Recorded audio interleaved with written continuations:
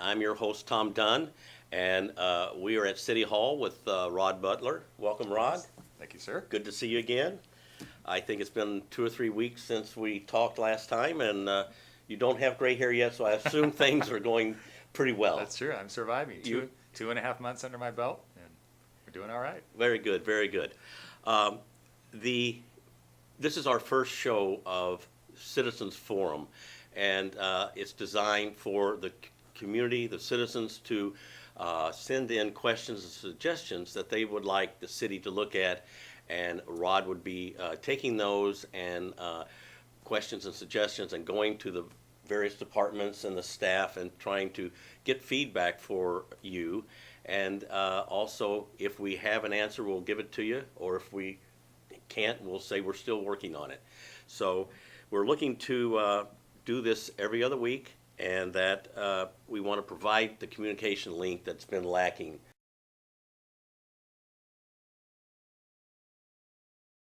The first one is the city has a low-income housing at Mar Vista is the name of the apartment buildings, and they had issue there with vents being really, trapped with grease and from the cooking and maybe some smoking and various things. And the first time that they came was in August of I think 15, and they had to come back in April of 16 and say, hey, nothing had been done.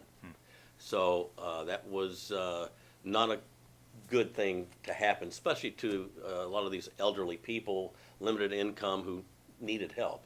So what can you tell us has gone on at Mar Vista, and how has the city worked on that?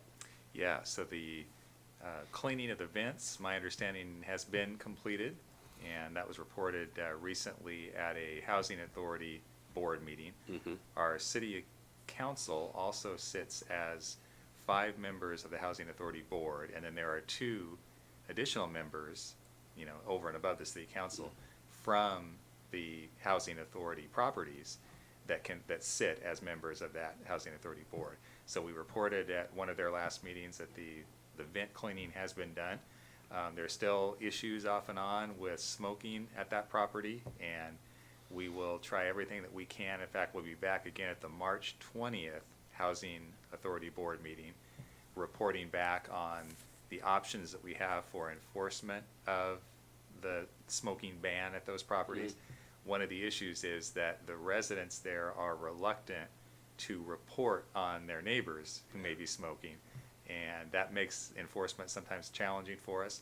But I know the Housing Authority Board has been very clear that they want us to try to do everything that we can to enforce that ban. So March 20th, for folks that are interested in that, both Carmen Nichols and Gabby, I think it's Basua, will be reporting back on what some of the options are for enforcing that non-smoking policy at Mar Vista.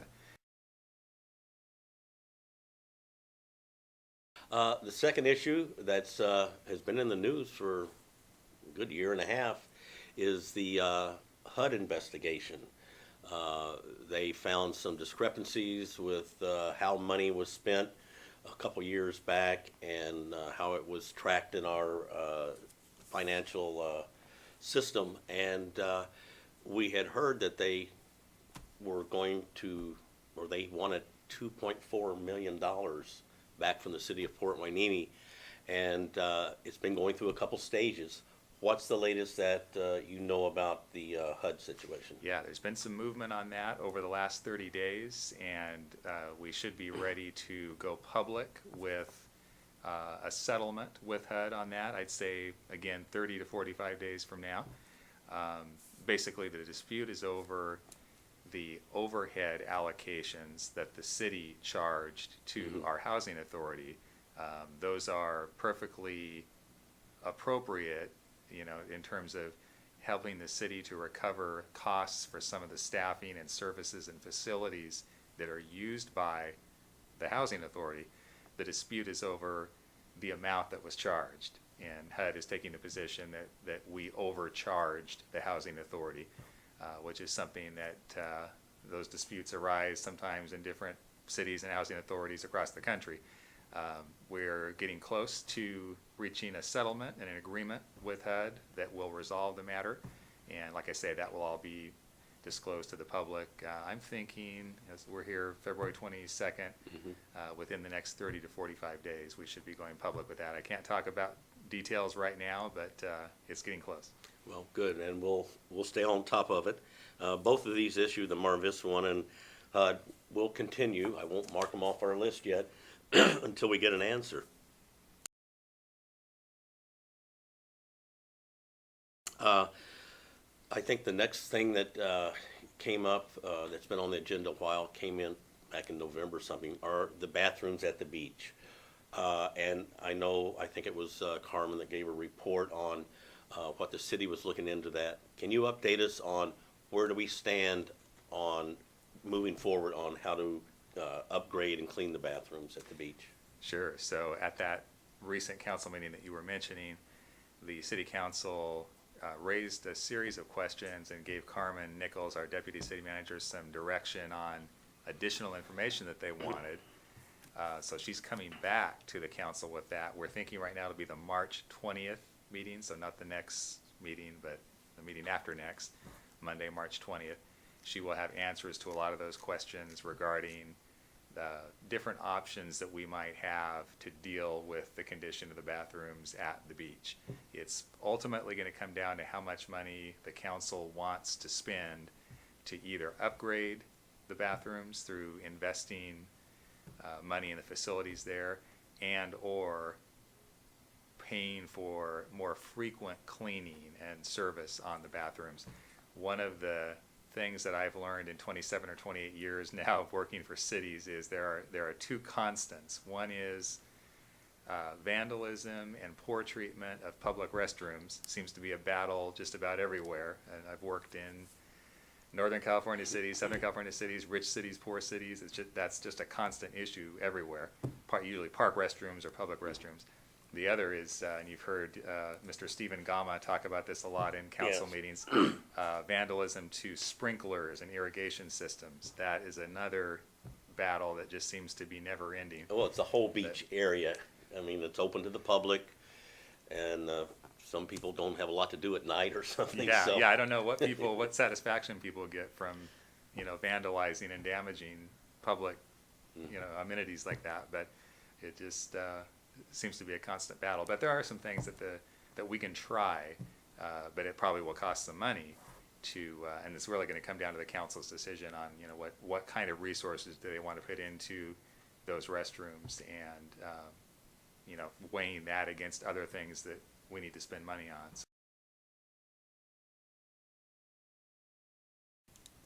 I want to read something that we have from Jen Shriver. She sent in a request, wanted to know if there was any way that the city could provide a plot of land for a community garden.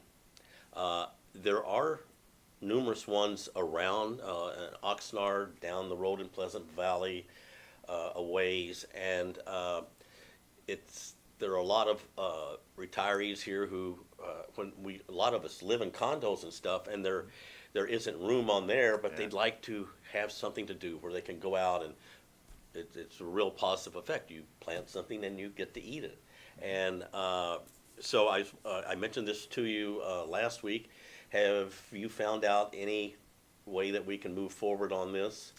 Yeah, so the first step that we're taking is to look for any available land that there may be, for example, city-owned land that may not be, a really good candidate for some kind of development, but would be appropriate for a community garden area. So Carmen Nichols, Deputy City Manager, is working on that, trying to identify if there are any parcels that either the city owns or maybe a nonprofit group owns. And that'll be step one, because if there's land available that would not cost people interested in doing a community garden anything, that will make it a lot more feasible.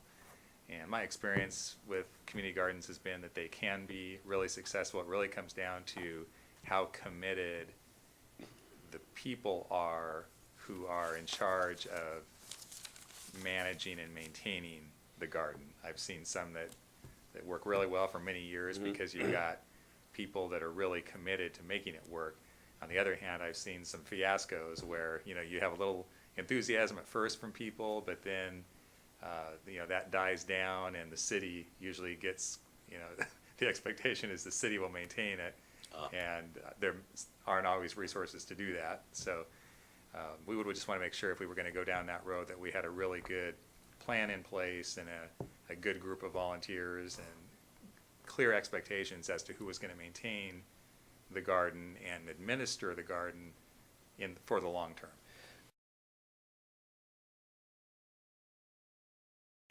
I had another request from Shelley McGovern, and this is a traffic situation, and you and I live close to it. That's right. I'm at Surfside 4, you're at Surfside 2, and right between us, there and where the pavilion is, there's a fairly sharp turn. And if you know, it's where all the ducks cross. Okay, well, we're not, we should be, but this is not about the ducks crossing. This is about cars coming around there. There's no other stop signs or anything anywhere, so they can build up a little bit of speed going around that corner. And Shelley has asked if the city can look into some type of flashing light, some speed bumps, you know, something that would slow that traffic down. The options that we have are additional lighting. You talked about that, especially during certain times of the day. Some kind of a lighted traffic alert device, which we have at a couple of our other crosswalks in the city. And the other would be pavement markings. So doing more with, you know, what's actually marked on the pavement to draw drivers' attention. Visual to the fact attention, that, yeah. So we're looking into all three of those different options. It's probably not a candidate for a traffic signal, and you're talking, you know, these days, $175,000 to $350,000 for a traffic signal, depending on how complex the equipment is and how many different, you know, left turn signals you've got and all that. So probably, and it may not even make sense in that location to have a full-blown signal. But we are looking at those other options, lighting, pavement marking, and then, you know, some kind of flashing light. And we're going to probably have our new Public Works Director, who starts on March 6th, take a look at that as well, get his opinion on it. Sometimes, you know, there's enough justification to make that investment, and other times, you know, there just isn't a history of any kind of pedestrian issues or traffic issues that justify it. So we can't say for sure at this point whether it's going to be a yes or a no, but at least we've started that process of looking at that location. And as you said, I'm very familiar with that area.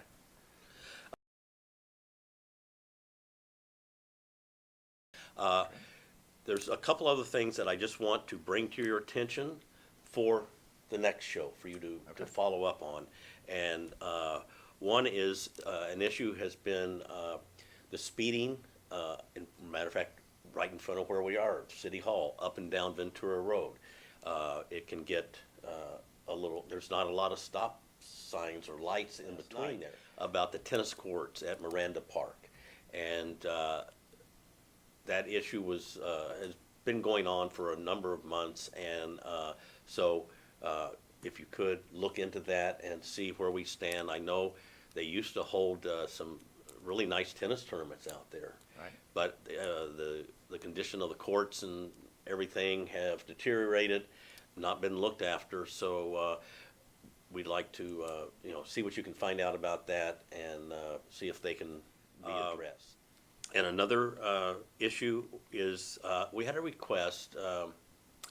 I told people about the water board meeting that took place last Wednesday because they were concerned in connection with the brown water. Oh, yeah. And I got some responses back saying, boy, I'd really like to go, but the meeting was at noon. And most of these responses were from people who wanted to attend, but they worked. Sure. And if you could just inquire and see if there is any way they could maybe be at 5:30 at night or something, so that the people would be able to attend. And update these older issues and talk about the ones that I just mentioned. And Rod's email address where you can send him your questions or suggestions will appear at the end of this show. And we plan to be back in 2 weeks and follow up on this. Again, Rod, thank you very much. All right, thank nice you. talking to you. All right. Appreciate your time. Thank you, sir. All right. And thank you guys again. And we will see you on the next Hello Port Hueneme show.